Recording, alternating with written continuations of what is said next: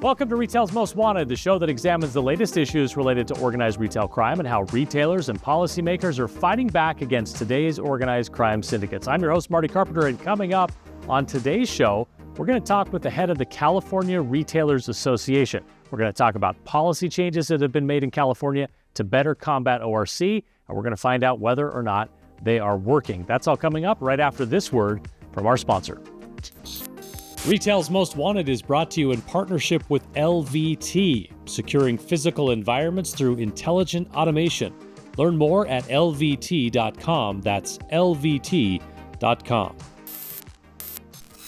Rachel Michelin is the president and CEO of the California Retailers Association. Since taking the helm in February 2019, she's established the CRA as the most significant voice representing the retail industry in California's public policy arena. Her focus on developing partnerships and increasing public awareness has made her an influential leader in addressing the complex challenges of organized retail crime, and that is why we very badly wanted her to join us on Retail's Most Wanted. Rachel, thanks so much for taking some time to be with us today. Great. Thank you for having me.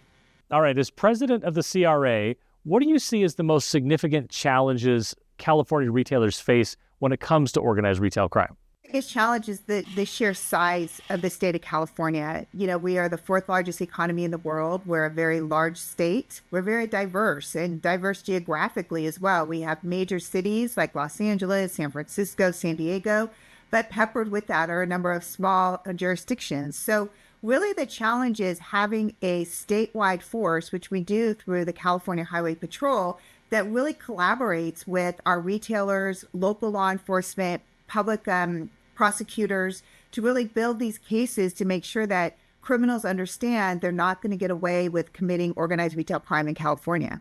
So California has implemented various policy measures to address retail theft. They kind of went one direction and came back a different direction. Which of the measures that have been passed in recent years have been most effective, and where do you still see some gaps or room for improvement? You know, I'm exceptionally proud of the work that we did last year. We worked with the governor, we worked with the legislature, both in the Assembly and the Senate, and we pushed forward 11 bills, the most significant retail theft package in California history. And really, it all came from retailers. I went to my member companies, I went to the subject matter experts. I said, what is it that you need to help us combat retail theft and organized retail crime in California? And that's where this package of bills came from. You know, this builds on, though, what California did back in 2018 when we passed the first organized retail crime felony, I think nationally. We established the ORC task forces through the California Highway Patrol. And over the years, I've worked with the governor in making sure we have full funding. We have dedicated prosecutors. We expanded those task forces from 3 to 5, so it covers the entire state of California. We brought in last year cross-jurisdictional prosecution. We had added enhancements. We expanded probable cause. We really did everything we could do that our member companies and our retailers are asking for with the collaboration of the governor to really make huge differences that I think going forward we'll continue to see really having a positive impact. So there's been an evolution in the policy and the approach from retailers and from government.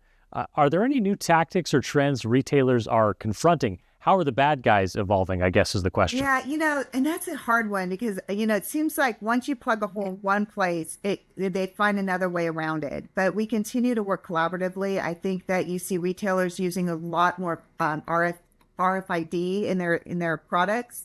I think there's a lot more communication going on between the retailers, law enforcement through the organized retail crime task forces. We're great partners with CalORCA, the California Organized Retail Crime Association. So we spend a lot of time developing those relationships, training up members from our retail community and law enforcement on how they can work together. So the challenge, though, still is that, and I'll give an example, one issue we're dealing with in California are gift cards. Because gift cards is now becoming another area where we're seeing particularly these organized crime rings being able to see traction in utilizing that as a way to, you know, commit these crimes against both our retailers and candidly, California consumers. So we always try to stay on top of what's going on. We travel, my team goes up and down the state attending the local CalORCA meetings. So we learn more of what we can do because we're the advocates for all of them when it comes to the legislature and to the governor to make sure that we can get the policies passed that are going to be impactful and are going to help them combat organized retail crime. What role does technology play in this, in facilitating organized retail crime and then helping retailers combat it? You know, it's interesting. I think it was 2 years ago when we were kind of in the middle of kind of a moment of smash and grabs throughout California. One of the things we noticed was Instagram. A lot of these things were being popped up on social media. That's how they were getting these flash mobs to go to certain places to commit these smash and grab crimes. And it's funny, I had conversations with local law enforcement, with the CHP, thinking, well, we should just, clap this down. And they actually said no, because that's how they're able to stop. And they actually stopped a number of crimes that never actually were committed because of the technologies that law enforcement was using to combat that.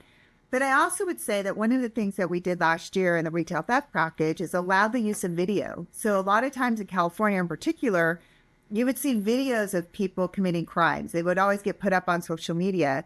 Well, you couldn't use that as probable cause. Well, we changed that last year in the retail theft package the governor signed, that now you can. So I think that also is going to be holding folks accountable. It gives accountability to our employees, safety to them, safety to our consumers, because now one of the last things we want is our employees or our customers engaging in trying to stop the crime. But now they feel like they have a tool that they can use to be part of that solution in deterring retail theft in their communities. Help them be a part of it, but be a part of it a little more safely. Correct. Absolutely. Yeah. How do you view the relationship between retailers, law enforcement, and prosecutors in California? Where are the coordination points working well, or where are they maybe breaking down and need to be improved? So I would say the number one area that I'm most proud of is really the task forces and the ORC task forces. The work that the California Highway Patrol does in coordinating these 5 task forces is phenomenal. They really do, as our state police can cross county lines, they can work with retailers, if they're going up, the Highway 5 freeway through California is our middle, how it connects northern and southern. CHP can coordinate and stop folks as they're trying to get from one place to another. So really, they've become the center for coordination when it comes to combating retail theft. I appreciate the work that we do with the Attorney General's office, with the dedicated prosecutors to each of the task forces. We are seeing an increase in prosecutions, particularly of these large ORC cases that many times cross state lines. And so he's able to work across state lines with other attorney generals to make these prosecutions happen. But more importantly, I think we've seen a sea change, particularly in Los Angeles, with the change in the recent election of the new district attorney. The DA down there is really focused in on retail theft, has focused in on accountability. And my thought has always been, when people see there's a consequence for the behavior, that deters that behavior from happening. And so we see that. Same in San Francisco. Those were kind of our 2 pain points, I would say, in California for many years. The new DA, she's been there for a few years now, has been a great partner with us. We have monthly meetings with her. We talk to her about how we can work more collaboratively. And that also then includes law enforcement at the local level. And what our local jurisdictions are doing, they have retail theft task forces themselves. They're working with retailers. They're working with the ORCAs in the various communities throughout the state. And then we work collaboratively at a statewide level to make sure we get that legislation and that policy changes that we need, and the funding, which is really important, in order to make sure they have the tools necessary to combat organized retail crime. So you mentioned that you're working with DAs, and you've mentioned a couple times that you've been in coordination with the governor. What legislative priorities are you pursuing at CRA to help address organized retail crime? I imagine you're not saying, oh, problem solved. What are the things that you're focused on at this point? I'd say what we're doing at the state level, particularly this year, is a little bit more defense, which is around this whole issue around gift cards. Gift cards is something that we have a bill in California that expands the amount that someone can go in and cash out a gift card, which actually opens the door to more organized retail crime. So we're working very hard. And, in fact, I'm meeting with the governor's office tomorrow to talk about that, because we don't want to go backwards on what we've already done, right? I mean, we've done so much work in this space. We want to keep the momentum going forward. But, we always monitor to make sure that the things that we work on are impactful. And I'm always going back to retailers and to our member companies saying, what else do you need? I'd say one area in California that really we need to focus in on, it was included in the retail theft package last year, is cargo theft.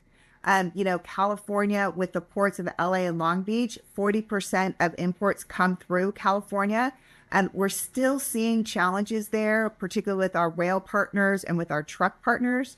And while I think the CHP now is empowered because now cargo theft falls under their jurisdiction with the ORC task forces, we need to continue that dialogue to figure out how can we give them all the resources they need in order to deter that cargo theft? Because I think that's the next layer that we're seeing kind of start spiraling out of control again.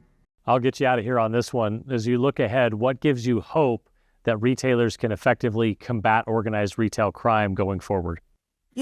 What gives me hope is what we did last year. It's the collaboration that we do with our retailers, with law enforcement, with the Attorney General, but really with the governor as well. The governor, I will say, over the past few years, when I've called him and said, hey, we need resources, he's stepped up and he's always provided the funding. He expanded the task forces. My members at one point said, Rachel, you're never going to get this. And I said, well, I won't get it if I don't ask. And when I ask for it, I've gotten everything I've asked for because we share a same goal. The retailers, our policymakers, law enforcement, which is we want safe communities. We want safe stores. We want our employees to have a safe place to work, our consumers a safe place to shop. California is a driver, our retail is a driver of California's economy.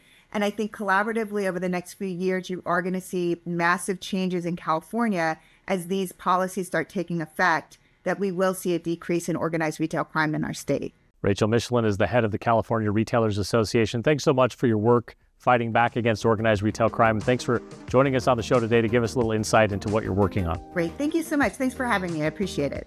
All right, that's it for this episode of Retail's Most Wanted. Thanks to our presenting sponsor, LVT. And don't forget to hit that subscribe or follow button so you can catch each new episode. We drop one every 2 weeks. You can also find us on X, on LinkedIn, and on YouTube. Thanks for being with us this week, everyone. And as always, keep up the good fight.